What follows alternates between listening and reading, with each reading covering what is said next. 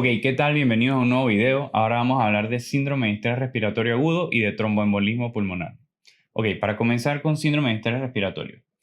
Este síndrome de distrés respiratorio se debe a un daño pulmonar agudo y difuso que, que se puede dar por múltiples etiologías.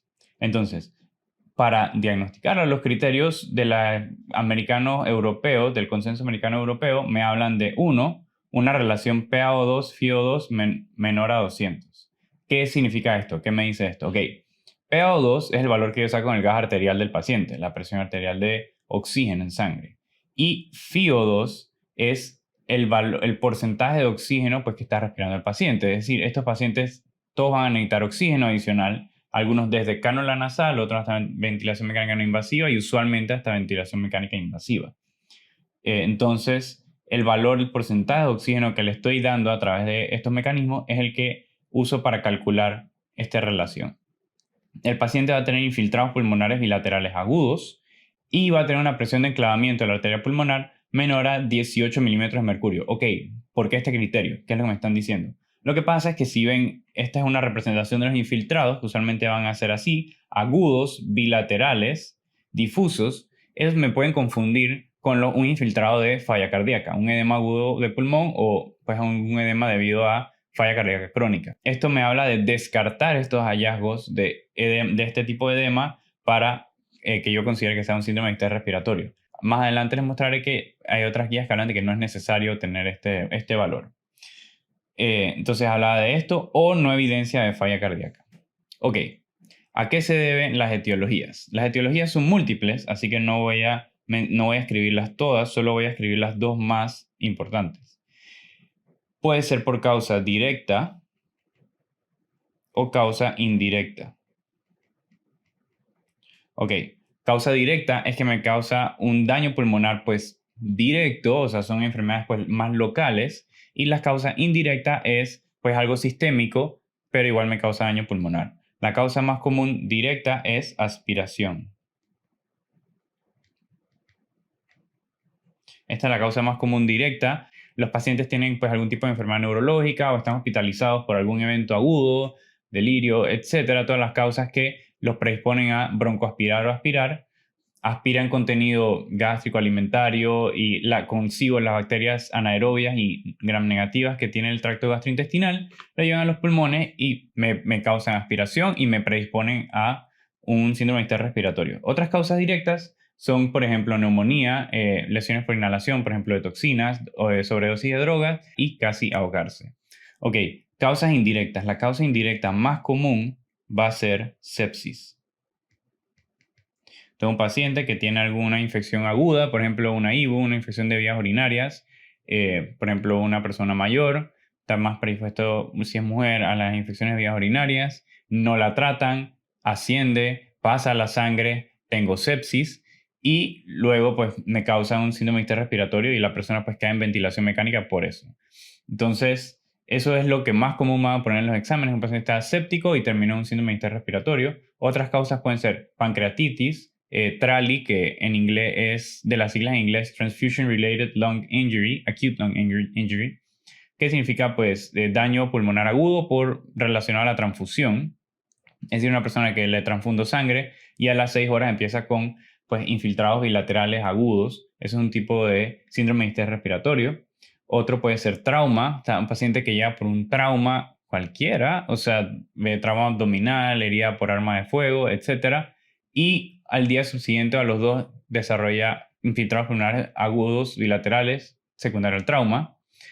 Otras causas pueden ser coagulación intravascular diseminada, síndrome de Goodpasture, lupus eritematoso sistémico y otras enfermedades reumatológicas.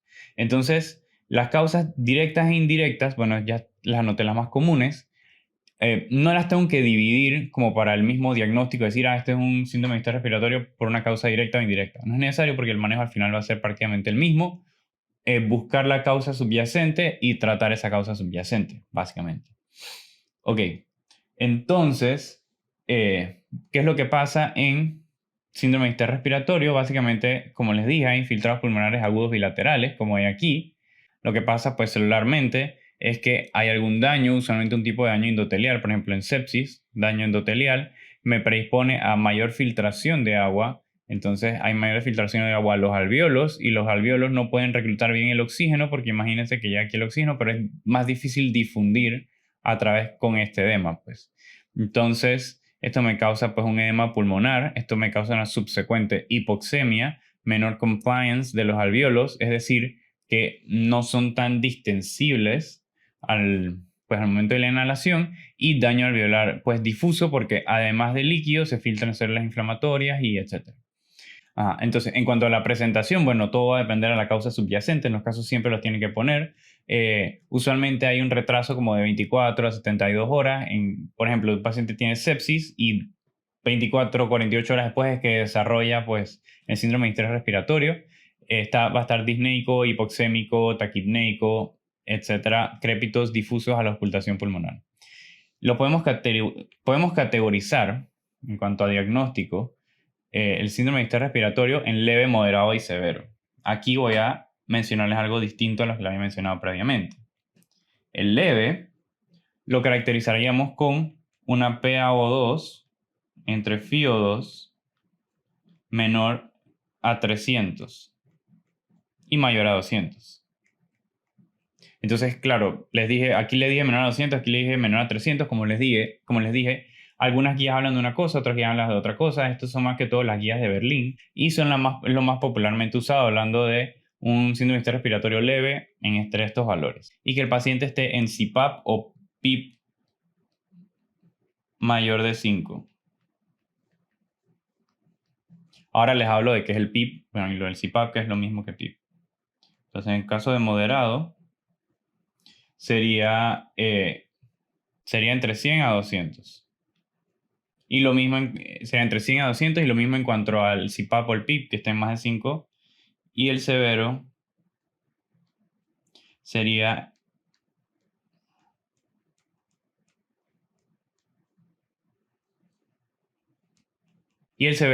menor a 100 y que igual que esté en CPAP o PIP mayor a 5 centímetros de agua. Ok. Básicamente ven que la clasificación esta habla más que todo del PaFiO2, que sería pues la forma más fácil de sacar en qué estadio estoy, pero no me habla de presión de capilar de enclavamiento pulmonar, porque pues en estos criterios dicen no es necesario para el diagnóstico. Entonces, eso va a diferenciar a uno al otro, no le van a preguntar en los casos clínicos, realmente lo único que le importa es que el edema no sea cardíaco. Sí, eso ya lo van a decir de alguna forma muy evidente, es decir, no tiene ningún tipo de síntomas de falla cardíaca ni derecha ni izquierda, o van a poner pues un pro-BNP o un BNP normal, pues para decirles que no es falla cardíaca. Entonces, básicamente eso es lo único importante en cuanto a los casos. El PIP, ¿de qué me sirve? Ok, como les había hablado en un video previamente, eso es la presión al final de la expiración. Cuando yo tengo un paciente en ventilación mecánica, yo tengo varios modos del ventilador que yo muevo. Uno de ellos es el PIP. Eso es para mantener una presión positiva en el alvéolo. Entonces, ¿qué es lo que me hace el PIP? Esto es sin PIP. Tengo los alvéolos no reclutados, o sea, edema por todas partes, y no están bien distendidos, porque como les digo, hay un daño alveolar difuso y menor compliance. Entonces los alvéolos, la distensibilidad es mucho menor, pero cuando le pongo PIP desde 5 centímetros de agua hacia arriba, entonces yo, a propósito, distendiendo el alvéolo, mejoro la capacidad de oxígeno de difundir pues, hacia los capilares, hacia las arteriolas, y entonces pues dándole PIP al paciente es pues básico y necesario para el manejo de un síndrome de distrés respiratorio. Porque si no, le puedo poner la FiO2 al 100%, pero ese oxígeno nada más llega pues hasta aquí y no puede difundir bien. Entonces, para eso necesito la presión positiva. Ok, entonces en cuanto al tratamiento, pues no lo necesito anotar porque básicamente es tratar la causa subyacente. Si es sepsis, pues manejo con antibióticos y ventilación mecánica hasta que la infección resuelva, y si resuelve, debe resolver el síndrome de distrés respiratorio. Asimismo con todas las otras causas. Buscar la causa subyacente y manejarla, y ventilación mecánica mientras tengo al paciente en ese pues, estadio agudo. Entonces eso es con síndrome de distrés respiratorio. Ahora vamos a pasar a tromboembolismo pulmonar. Ok, en cuanto a tromboembolismo pulmonar, pues se debe a un émbolo de un trombo en el sistema pulmonar, ¿no? Por eso el nombre. Entonces, usualmente el 90-95% de los casos, ese émbolo es un trombo, como él dice el mismo nombre, y usualmente por una trombosis venosa profunda que se originó primero. Pero no necesariamente ese es el caso el 100% de las veces. Hay más tipos de émbolos. El primero es el trombo que les dije. El segundo puede ser un émbolo de grasa. Esto se da en pacientes, por ejemplo, que tienen fracturas de huesos grandes, como el fémur, como la tibia, y entonces la grasa del mismo hueso entra al sistema sanguíneo, el sistema venoso, y viaja hacia los pulmones. Eh, Otro puede ser un émbolo de aire, eso se ve en enfermedad por descompresión. Por ejemplo, se ven las personas que practican buceo, buceo profundo, generalmente hablan más de 100 pies, y donde esta persona asciende súbitamente a la superficie. O sea, usualmente se recomienda que cuando uno está pues, buceando muy profundo, uno ascienda, se queda un tiempo ahí, ascienda, se queda un tiempo ahí, pues porque el nitrógeno forma pues burbujas agudas en el sistema pues venoso, y estas pueden viajar hacia los pulmones y causar un tromboembolismo pulmonar. Este tipo, pues el de grasa y el de aire, usualmente serían más distales, o sea, no sería pues uno masivo que se agarra pues algunas de las ramas principales de las arterias pulmonares, sino que más bien cosas pues más distales, más al final del pulmón. Puede haber émbolos bacterianos, por ejemplo, en un paciente con endocarditis. Por ejemplo, una persona que es adicta a las drogas, que se inyecta continuamente heroína, genera una endocarditis derecha de la válvula tricúspide. Y bueno, como tiene endocarditis la válvula tricúspide, entonces hay un acúmulo de bacterias y fibrina que puede viajar como émbolos como un émbolo único o como múltiples émbolos hacia las arterias pulmonares. Entonces me puede crear uno o múltiples émbolos sépticos, es lo que le llamamos. Eso sería en el caso de bacteriano. Líquido amniótico también puede ser un émbolo. Una mujer embarazada pues va a dar a luz, y si por alguna razón el líquido amniótico llegase a entrar en contacto y viajar pues por la sangre, eso sí es bien riesgoso porque ellos desarrollan coagulación intravascular diseminada y un tromboembolismo pulmonar. Entonces van a quedar hipóxicas, hipoxémicas, taquipnéicas, no pueden respirar, y no va a haber adecuada difusión pues, de oxígeno. Ahorita les hablo de la parte microscópica, y van a tener coagulación intramuscular diseminada, entonces van a sangrar pues, por la nariz, pues, por donde tienen los catéteres venosos, por todos lados van a sangrar. Entonces, eso es algo bien riesgoso y bien lamentable. Otra es un tumor. En cuanto a tumor, no pensamos usualmente que vaya a viajar un tumor al sistema pulmonar, porque cuando hablamos de émbolos de tumor, usualmente uno piensa en mixoma atrial, y el mixoma atrial es 70-75% de las veces en la aurícula izquierda. Entonces, si va a viajar a aurícula izquierda, ventrículo izquierdo, hacia el cerebro o hacia las arterias renales o pues hacia cualquier parte del sistema arterial, pero no va a viajar a los pulmones, pues, porque es de la izquierda. La menor cantidad de los mixomas atriales sí ya es en el derecho, entonces sí ya puede viajar hacia el sistema pulmonar. O pues no sería solo ese tumor, varios tumores, otros tumores también podrían eh, ser émbolos, pero ese sería el que pues más hablaríamos de. Ok, entonces, ¿qué le pasa a un paciente con tromboembolismo pulmonar? Vamos a hacer un dibujo de un alveolo y de un capilar pasando al lado del alveolo.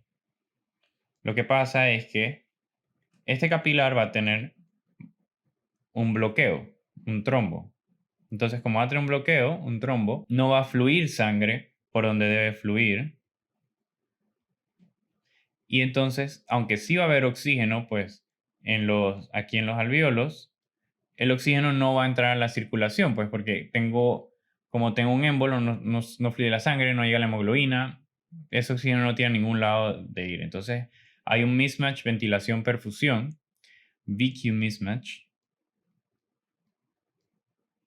Entonces, el paciente va a estar básicamente hipoxémico. O sea, la PaO2 va a bajar, la cantidad de oxígeno en un nivel de hemoglobina va a bajar. Entonces, eso va a ser pues, lo más característico de un tromboembolismo pulmonar. Depende de si es masivo o no los otros síntomas, como así. Ok, la causa más común que les había hablado era que tenga una trombosis venosa profunda. Entonces, vamos a decir que tengo una mujer que toma anticonceptivos. Los anticonceptivos, bueno, el estrógeno predispone más a formar coágulos. Entonces, vamos a decir una mujer que toma anticonceptivos, fumadora, dos riesgos de coágulo hay, fumar y anticonceptivos, viaja a un vuelo de 12 horas, tres riesgos, o sea, por estasis venosa, si se acuerdan de la triada de Virchow, que habla de hipercoagulabilidad, hipercoagulabilidad, estasis venosa y daño endotelial.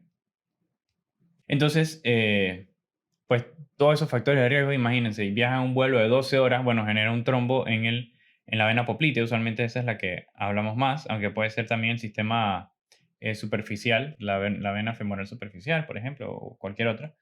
Este trombo viaja por todo el sistema venoso, viaja hacia la aurícula derecha, ventrículo derecho, y pasa a las arterias pulmonares y queda en alguna, por ejemplo aquí. Entonces, si el trombo es lo suficientemente grande o proximal, me puede causar un infarto. Recuerden que el pulmón tiene doble irrigación, o sea, la irrigación de las arterias bronquiales y la irrigación de las arterias pulmonares. Entonces, como tengo un dual supply, que es lo que llaman en inglés, es menos probable que cause un infarto, pero igual puede causar un infarto. Wedge shape, lo que le decimos. Una forma donde el triángulo, la punta del triángulo apunta donde está el émbolo o el trombo. Entonces aquí pueden venir los síntomas. Los síntomas, bueno, usualmente lo más común va a ser taquicardia. Eso es lo más común en cuanto a tromboembolismo pulmonar.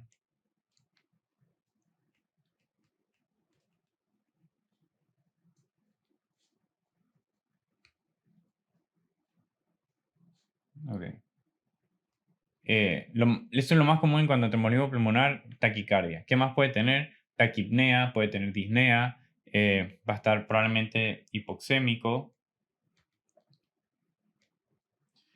Puede tener o no dolor pleurítico, eso depende de pues, la afectación. O sea, si esto llega a afectar la pleura, por ejemplo, un infarto como este que les dije, ya masivo, si va a tener un dolor pleural, va a tener hemoptisis. Esto es solo si hay infarto, puede tener hemoptisis, si no, no. Solo si hay infarto pulmonar, pueden tener hemoptisis, si no, no. Y lo otro, bueno, serían síntomas de la poscarga que genera esto. Es decir, claro, si yo tengo un trombo que queda agudamente en una de estas arterias pulmonares, va a haber un aumento de la poscarga del ventrículo derecho. Entonces, el ventrículo derecho se va a ver afectado agudamente y crónicamente. Agudamente, dependiendo de qué tan masivo o no es el evento, puede tener una decompensación aguda donde se dilata y hay pues una falla aguda, o puede tener cambios crónicos porque hay aumento de presión, pero no son tan graves que decompensan al ventrículo, entonces va a hipertrofiarse. Y tarde o temprano puede generar una falla cardíaca derecha. Entonces, eso es lo que pasaría si nosotros no tratamos un tromboembolismo pulmonar. Se va a ver afectado, va a tener un cor pulmonale, pues va a tener afectado el corazón. Ajá. Si la presión sistólica disminuye,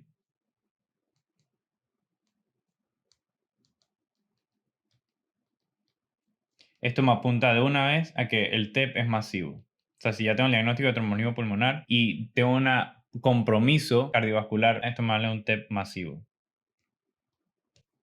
Entonces, de esta paciente que les estaba hablando, que era la mujer pues, que tuvo este trombo, los signos o síntomas agudos de una trombosis venosa profunda sin el trombolismo pulmonar, o sea, solo la trombosis venosa profunda, va a ser un aumento del tamaño del miembro en comparación al miembro contralateral. Por eso es que siempre es bueno observarlo. Y ven que aquí esta pierna es más grande que esta. Lo otro que va a tener es pues eritema, edema, aumento de volumen, signos de inflamación básicamente distal al trombo. Es decir, si el trombo está acá, de la rodilla para abajo voy a tener todos estos signos y más que todo, lo más importante es el aumento del tamaño del volumen. Si el trombo es acá, va a ser toda la pierna. Si, por ejemplo, el paciente tiene un catéter venoso central que lo introdujeron por aquí, entonces eso me puede retirarlo, o bueno, solo el hecho de tenerlo me puede predisponer a una trombosis venosa profunda en el sitio donde está el catéter. Entonces, también considerarlo si lo ponen en el caso clínico. Ok, en cuanto al diagnóstico.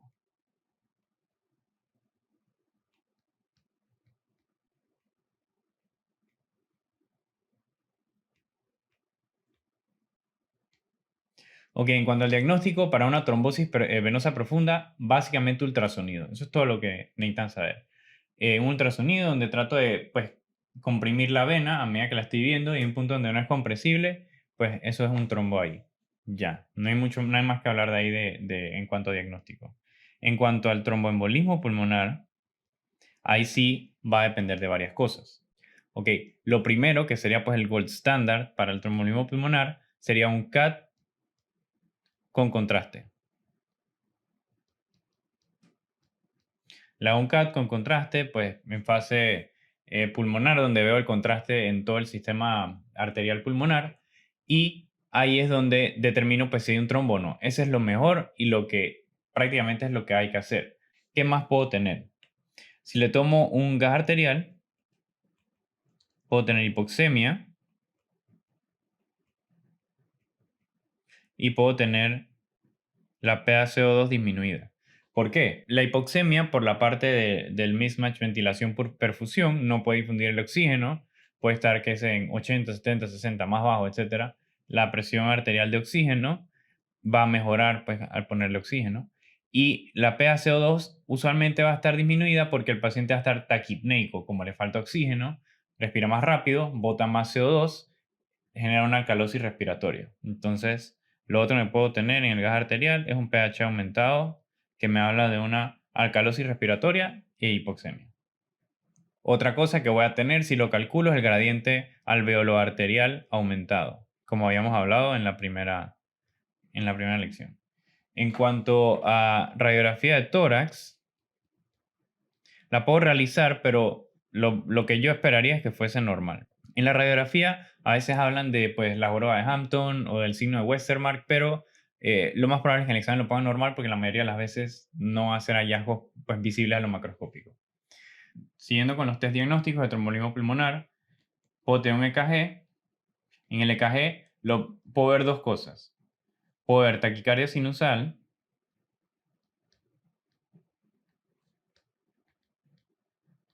porque el paciente va a estar taquicárdico pues, por la hipoxemia. Entonces lo más probable es que vean solo una taquicardia sinusal o normal.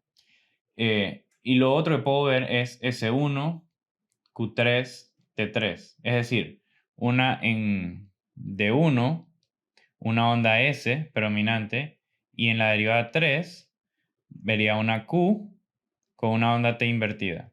Eso es S1, Q3, Q3 T3. Adicional, tengo el dímero D. ¿Para qué me va a servir el dímero D? Lo que pasa es que si tengo una probabilidad pretest muy baja,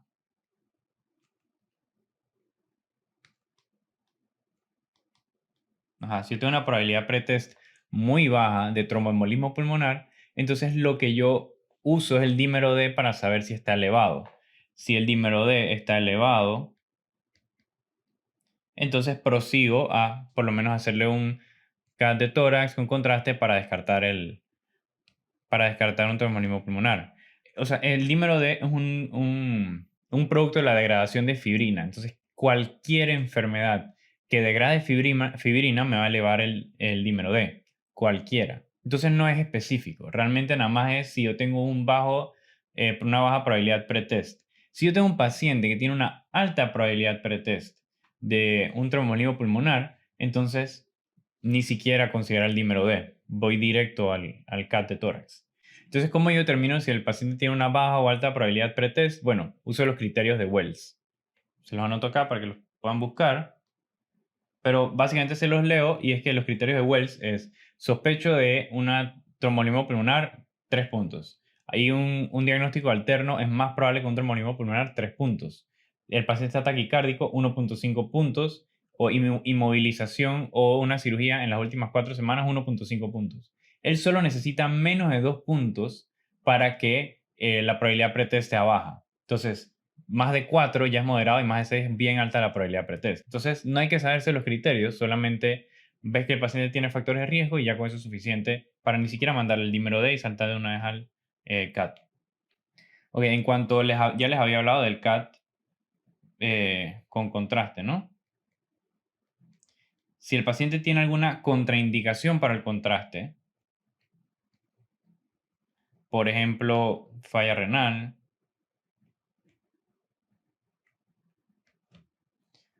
o alguna razón por la cual no puede entrar a la misma máquina de CAT, por ejemplo, exceso de peso, yo le haría un scan pulmonar de ventilación-perfusión.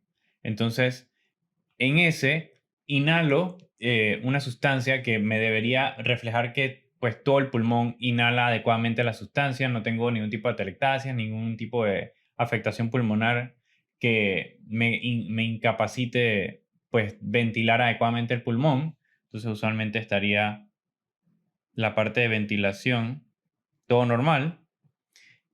Y cuando voy a hacer la parte de perfusión, entonces voy a ver que todo el pulmón está adecuadamente perfundido, menos un área que se va a mostrar como borrosa. Entonces eso lo que va a ver un escáner pues, de ventilación perfusión. Y eso me es positivo para un tromboembolismo pulmonar. Otra cosa que yo puedo hacer es un ecocardiograma. No me va a decir nada de tromboembolismo pulmonar, pero lo que sí me puede decir es si hay signos de sobrecarga en el ventrículo derecho. El tromboembolismo pulmonar me va a producir o agudamente o crónicamente sobrecarga en el ventrículo derecho, y hay ciertos signos que uno puede quizás ver en un ecocardiograma que me digan, me sugiere tal cosa, pero no es diagnóstico. Y por último está el angiograma pulmonar. Lo voy a poner pequeño acá porque muy probablemente no lo vamos a usar, donde es como si fuese un cateterismo y básicamente es invasivo. Entonces ya esto casi usualmente no es necesario. En cuanto al tratamiento del tromboembolismo pulmonar, básicamente es anticoagulación.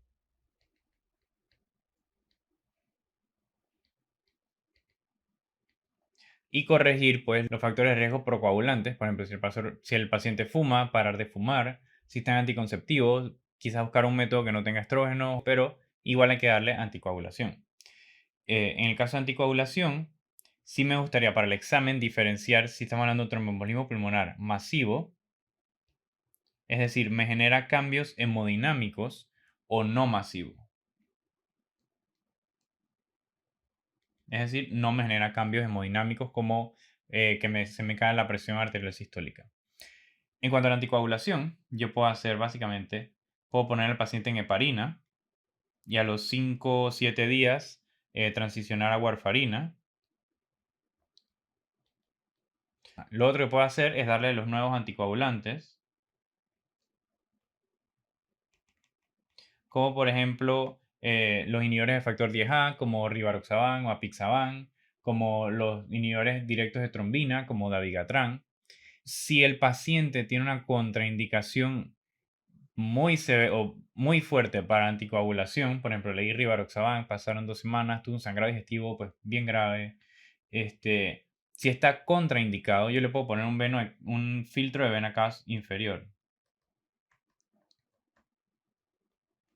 Usualmente esta no va a ser la respuesta, a menos que te lo pongan muy claro que ya el paciente no puede estar tomando anticoagulantes, usualmente no es la respuesta, por la cual la dejaría casi que de las de último.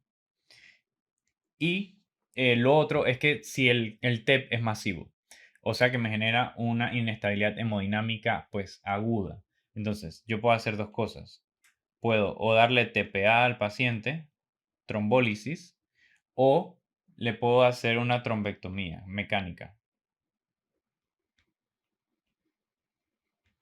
O le puedo hacer una trombectomía mecánica, que también es menos probable que sea la respuesta,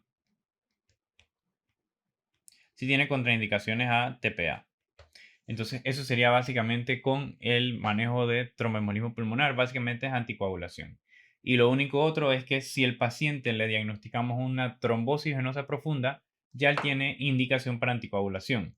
Es decir que solo con el diagnóstico de trombosis venosa profunda hago lo mismo de esta parte de acá, de heparina a warfarina o los nuevos anticoagulantes. Así que el manejo es el mismo. Así que eso con TEP.